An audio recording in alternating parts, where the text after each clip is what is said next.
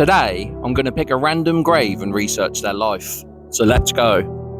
The Hardwick Cemetery in Kings Lynn opened in 1849, and we were looking for a grave from the 1800s. I've chosen the grave of George Atmore, who passed away in 1892, aged 70. So I'm going to go home, research his life, and see what I can find.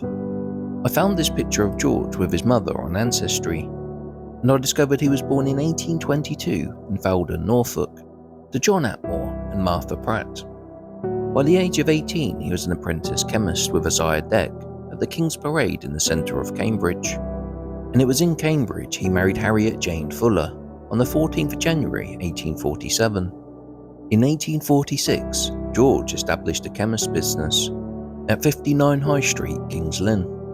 They had a daughter, Martha Ann, in 1848. She was followed by George in 1850. In 1851, there was a cholera outbreak in Kings Lynn. George advertised his own cholera mixture. It was said just one dose would relieve the symptoms. A son, Robert William, was born in 1852, but sadly he died in infancy.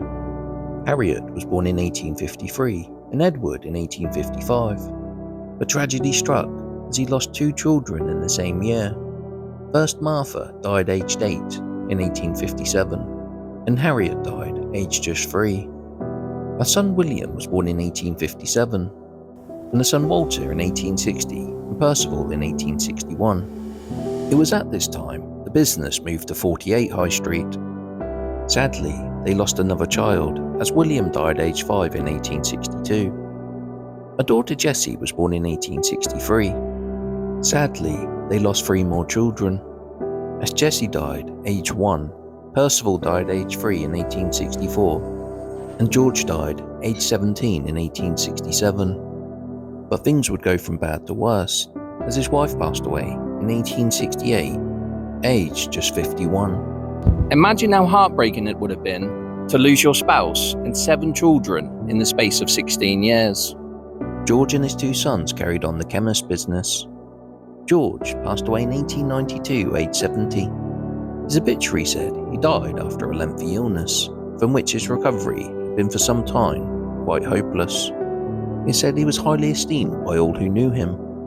His churchmanship was also ardent. It said he was a highly intelligent but unobtrusive and unassuming gentleman, and many friends will hear of his death with sincere regret. Our last stop was to pay our respects, so rest in peace, George. You will be remembered.